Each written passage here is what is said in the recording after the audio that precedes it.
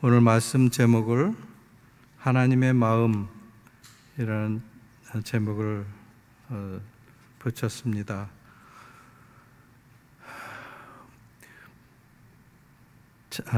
요한계시록 21장은 성경의 거의 마지막 장이죠. 22장이 마지막인데 그 앞에서 여러 가지 사건들이 벌어지는 그런 상황들을 마무리하면서 또 세상의 역사가 맞춰지면서 하나님의 심판이 요한계시록 20장에서 이렇게 벌어지는 것을, 펼쳐지는 것을 보여주고 있습니다. 세상의 역사들이 맞춰지면서 크고 흰 보좌 심판대 앞에서 모든 것이 심판을 받게 됩니다.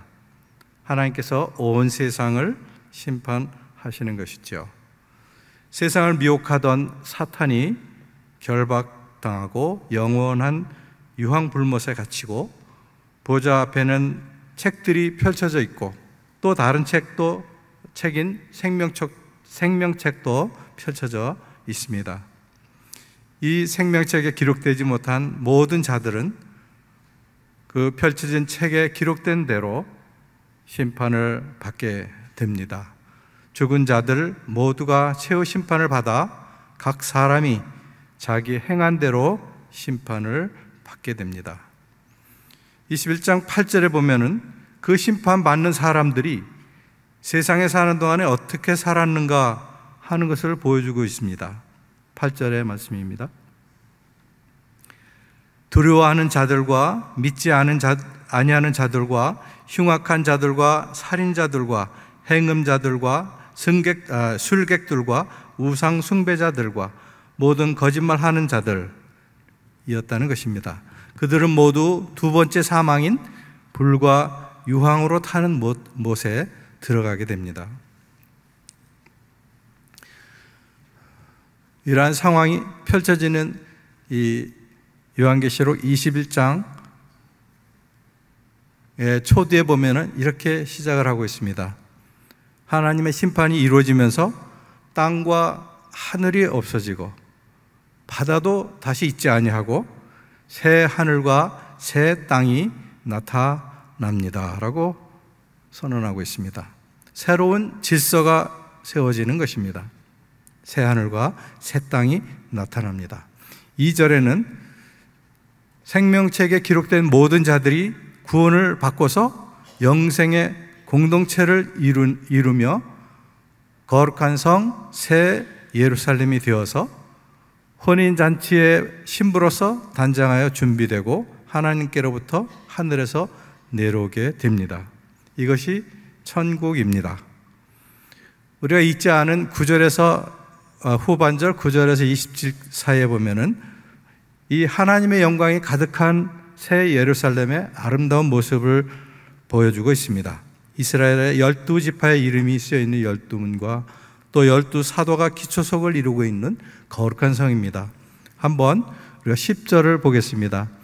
성령으로 나를 데리고 크고 높은 산으로 올라가 하나님께로부터 하늘에서 내려오는 거룩한 성 새 예루살렘을 보이니. 그리고 마지막 절 27절에는 무엇이든지 속된 것이나 가증한 일 또는 거짓말하는 자는 결코 그리로 들어가지 못하되 오직 어린 양의 생명책에 기록된 자들만 들어가리라. 이 천국의 아름다운 모습들을 설명해 주면서 또 그곳에 살게 되는 천국의 주민들을 이야기해 주고 있습니다. 천국은 오직 어린 양의 생명책에 기록된 그런 자들만 들어가는 곳입니다. 그렇게 새 하늘과 새 땅이 펼쳐지고 거룩한 성 새 예루살렘이 도래하고 펼쳐지는 가운데 그 보좌에서 심판대 보좌에서 큰 음성이 들려집니다. 3절에 그들은 하나님의 백성이 되고 하나님은 그들의 하나님이 되리라. 4절 모든 눈물을 그 눈에서 닦아주시니 다시는 사망이 없고 애통하는 것이나 곡하는 것이나 아픈 것이 다시 있지 아니하리니 처음 것들이 다 지나갔음이로라. 3, 4절을 통해서 우리에게 아주 귀중한 말씀을 보여주고 있습니다. 처음 것들이 다 지나고 이제 그 모든 천국의 주민들이 하나님의 백성이 되고 하나님이 그들의 하나님이 되신다라고 선언하시는 것입니다. 성경 전체를 돌아보면은 이 기절, 여기에 3절에 나와 있는 나는 그들의 하나님이 되고 그들은 내 백성이 되리라는 이 말씀 구절이 성경 초반부터 계속해서 중간중간에 나오는 것을 볼 수가 있습니다. 나는 그들의 하나님이 되고 그들은 내 백성이 되리라. 이스라엘 백성이 애굽 땅에서 노예 생활할 때도 그랬고 또 출애굽해서 광야 생활을 하는 동안에도 그랬고 포로 생활에 잡혀가서 고생하는 그런 생활 가운데도 마찬가지이고 또 오늘 본문에도 마찬가지로 그 구절이 등장을 합니다. 나는 그들의 하나님이 되고 그들은 내 백성이 되리라. 출애굽기 6장 7절에 말씀에는 너희를 내 백성으로 삼고 나는 너희의 하나님이 되리니 나는 애굽 사람의 무거운 짐 밑에서 너희를 빼낸 너희의 하나님 여호와인 줄을 너희가 알지라. 이렇게 말씀하고 있고 레위기 20장 11절에 보면은 내가 내 성막을 너희 중에 세우리니 내 마음이 너희를 싫어하지 아니할 것이며 나는 너희 중에 행하여 너희의 하나님이 되고 너희는 내 백성이 될 것이니라. 포로 생활 가운데도 예레미야 24장, 오늘 우리가 매일 성경에서 묵상한 내용이기도 합니다만은 7절에 보면은 내가 여호와인 줄 아는 마음을 그들에게 주어서 그들이 전심으로 내게 돌아오게 하리니 그들은 내 백성이 되겠고 나는 그들의 하나님이 되리라. 이렇게 말씀하고 계십니다. 한번 따라서 한번 같이 해보실까요? 나는 그들의 하나님이 되고 그들은 내 백성이 되리라. 아주 간단한 말씀인 것 같지만 이 속에 정말 우리가 감사하고 축복을 느끼며 사는 그런 내용인 줄 압니다. 오늘 이 본문 요한계시록 21장 세상 끝날에 세상이 맞춰지는 그 순간에 또 본문에서도 이 말씀을 하고 계시는 것입니다. 그들은 하나님의 백성이 되고 하나님은 그들의 하나님이 되리라. 어떻게 보면은 아주 당연한 하나님이 하나님 되리라고 하신 말씀이 무슨 특별한 의미가 있는가 이렇게 생각이 들지 모르겠습니다. 마치 어린 자녀를 두고 아버지가 아가야 내가 네 아빠란다 그렇게 말하는 것 같은 그런 심정이 아니겠습니까? 하나님이 되시고 라는 표현이 참 당연하게 느껴질지 모르겠습니다. 그러나 이 간단한 말씀 속에서 우리가 몇 가지 의미들을 찾아보고자 합니다. 첫 번째는 관계성을 찾아볼 수가 있습니다. 나는 그들의 하나님이 되고 그들은 내 백성이 되리라. 아버지와 자녀와의 관계, 뗄래야 뗄 수 없는 그러한 깊은 관계인데 그것이 무시되는 경우가 세상 가운데도 많이 있죠. 하나님께서 이 땅을 주관하시고 이끌어 가시는 가운데도 하나님을 무시하고 배반하고 그리고 곁길로 나가는 많은 무리들이 있습니다. 그래서 하나님께서는 내가 그들의 하나님이 되리라고 말씀을 선언하고 계십니다. 요한복음 15장에 주님께서 우리를 포도나무로 비유를 하셨습니다. 나는 포도나무요 너희는 가지라. 내 안에 거하라. 나도 너희 안에 거하리라. 하나님께서 우리 안에 거하여 주시고 우리가 하나님의 안에 거하는 그러한 깊은 관계, 이것을 하나님은 원하시는 것입니다. 두 번째로는 이 말씀 속에 소유에 대한 그런 생각이 있습니다. 내 백성, 그들은 내 백성이 되리라. 하나님은 나의 하나님, 우리의 하나님이시다. 이런 말씀이 되겠죠.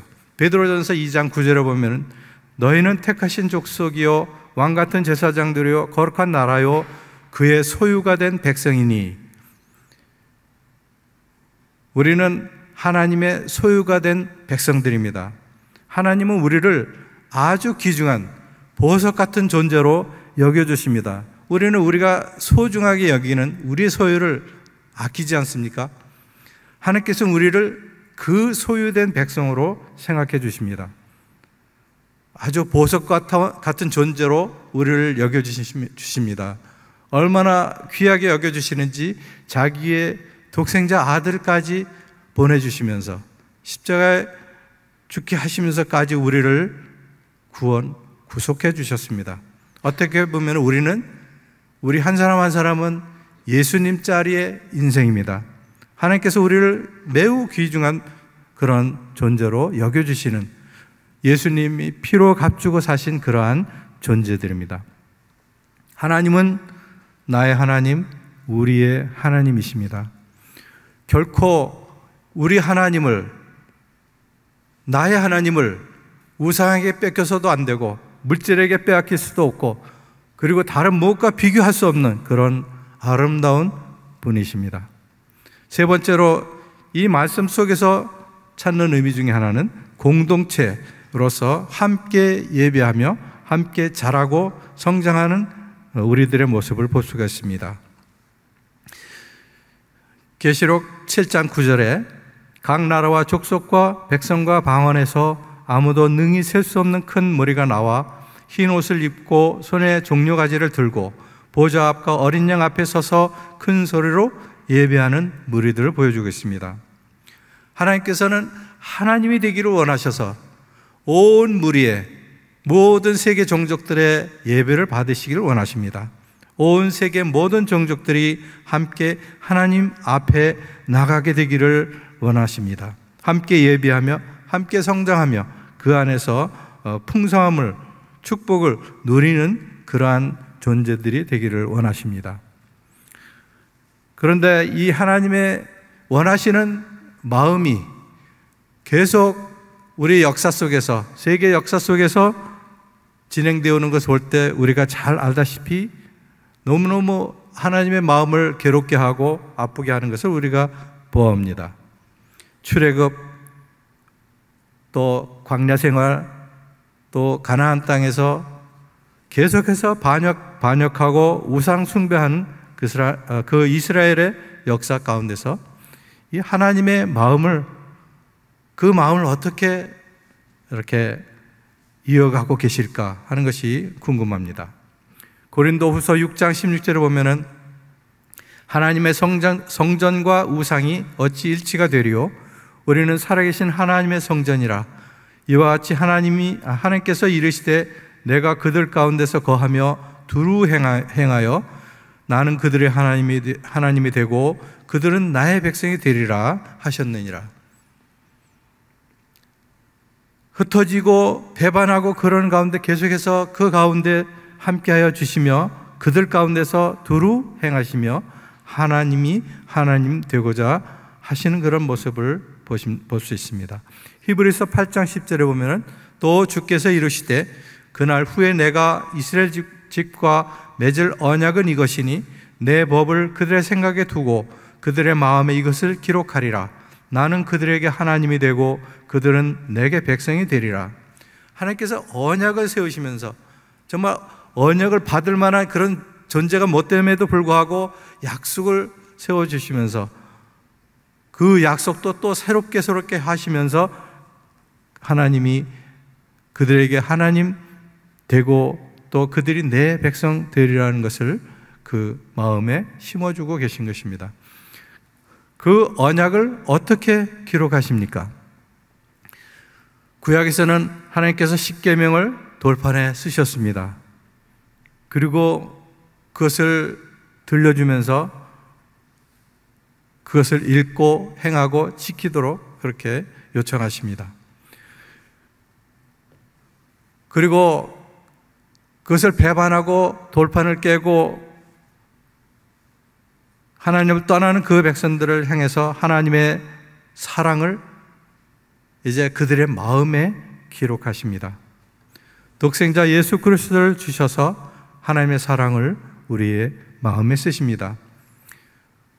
그러한 과정들을 예레미야 31장 31절에서를 참고하면 이렇게 말씀하고 계십니다. 여호와의 말씀이니라. 보라, 날이 이르리니 내가 이스라엘 집과 유다 집에 새 언약을 세우리라, 맺으리라. 이 언약은 내가 그들의 조상들의 손을 잡고 애굽 땅에서 인도하여 냈던 날에 맺은 것과 같지 아니할 것은 내가 그들의 남편이 되었어도 그들이 내 언약을 깨뜨렸음이라. 여호와의 말씀이라. 그러나 그날 후에 내가 이스라엘 집과 맺을 언약은 이러하니 곧 내가 나의 법을 그들의 속에 두며 그들의 마음에 기록하여 나는 그들의 하나님이 되고 그들은 내 백성이 될 것이라. 여호와의 말씀이라.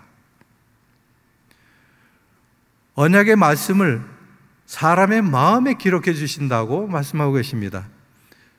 처음에는 돌판에 써서 전달해 주셨지만 계속해서 배반하고 빗나가는 그들을 돌아오도록 하시기 위해서 하나님께서는 그 사랑의 언약을 마음 속에 새겨서 기록해 주시는 것입니다.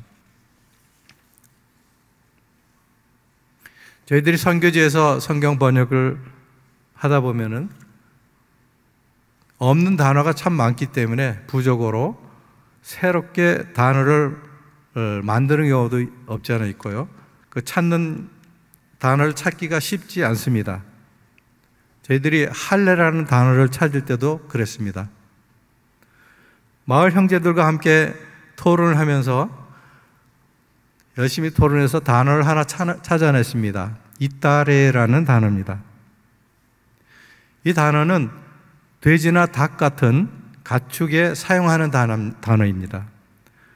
마을에서 키우는 집돼지는 귀를 자르거나 꼬리를 자르거나 해서 주인을 표시합니다. 주인이 소유하고 있는 돼지라는 집돼지임을 표시를 합니다. 우리 한국처럼 개발된 그런 품종이 아니기 때문에 멧돼지하고 똑같이 생겼어요. 구분이 안 갑니다. 그것을 할례라는 단어로 쓰게 됐습니다. 이 부족에는 돼지를 키우는데 우리가 없어요. 이렇게 가둬놓고 키우는 것이 아니라 방목을 하죠. 그래서 돼지들은 산에 돌아다니다가 저녁에 집에 돌아와서 주인이 먹여주는 음식을 잘 먹고 잠을 잡니다. 이 이달의 표시가 없는 것은 야생 멧돼지입니다. 사냥꾼의 사냥 목표가 되는 거죠. 그 멧돼지는 쫓겨다니다가 결국은 죽게 됩니다. 내가 이달의 표시를 한 그 돼지는 내가 사랑하는 내 소유의 집돼지입니다. 다른 사람이 절대로 손을 대게 하지 못하는 내가 아끼는 내 소유물인 것입니다. 하나님께서 우리를 사랑하셔서 먼저 로마서 2장 29절에 보면은 이런 말씀이 있습니다. 할례를 마음에 하라. 여러분들이 이해가 가십니까? 할례를 어떻게 마음에 합니까? 마음에 칼질할 수가 있습니까? 그러나 저희 파푸아뉴기니 사람들은 마음에 할례를 하라는 것을 이해를 해요. 왜냐하면 하나님의 소유로서의 그 흔적을 가지라는 의미겠죠. 성령을 따라서 마음에 하는 할례가 참 할례입니다. 하나님께서 우리를 사랑하셔서 우리들의 마음에 예수 그리스도를 믿고 하나님의 사람이 되는 그런 영적인 할례를 베풀어 주셔서 하나님의 마음인 나는 그들의 하나님이 되고 그들은 내 백성이 되리라 하시는 말씀을 이루어가는 줄 압니다. 또 본문의 보좌 앉으신 하나님께서 이런 말씀을 하십니다. 5절에 기록하라. 보라, 내가 만물을 새롭게 하노라.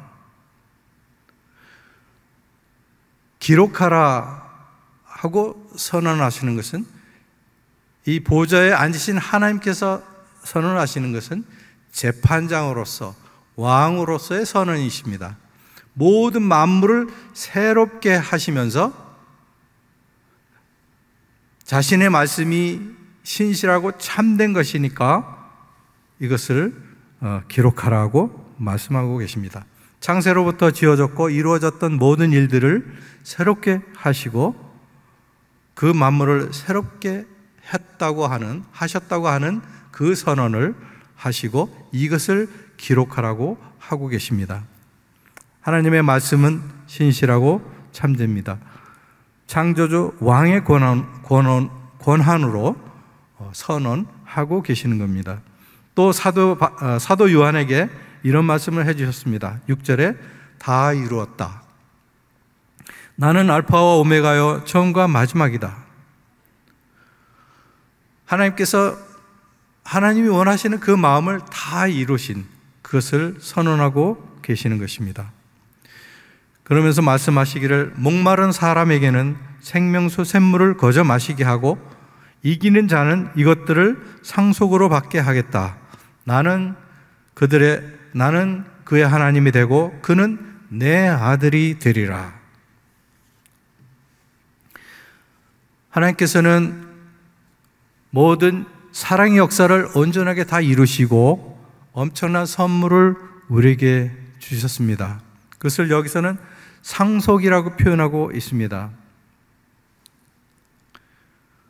믿지 않는 자들은 불과 타는 그런 못에 들어가는 두 번째 사망을 차지하게 되었습니다. 그러나 믿음을 붙들고 승리한 믿음의 사람들은 하나님의 큰 선물인 상속을 허락하여 주시는 것입니다. 상속은 우리가 잘 알듯이 법적인 용어지요. 우리가 거저 받게 되는 큰 선물입니다. 생명과 모든 것의 주인이신 하나님 자신을 우리가 받게 되는 것이고 그분의 사랑하는 아들과 딸이 되어서 그분이 갖고 계신 모든 특권을 우리가 누리는 그런 영원한 영광의 삶을 살게 되는 것입니다. 요한복음 1장 12절에 보면 영접하는 자 곧 그 이름을 믿는 자들에게는 하나님의 자녀가 되는 권세를 주셨으니 이렇게 선언하고 있습니다. 태초부터 영원까지 그리고 지금 이 시간에도 계속되고 있는 하나님의 마음은 나는 그들의 하나님이 되고 그들은 내 백성이 되리라는 것입니다. 이제 우리 모두는 믿음을 가지고 이 세상을 승리하고 하나님이 원하시는 그런 관계 속에서 하나님의 사랑을 누리면서 특권을 누리면서 그런 믿음의 삶을 살아가는 저와 여러분이 되시기를 간절히 축원합니다.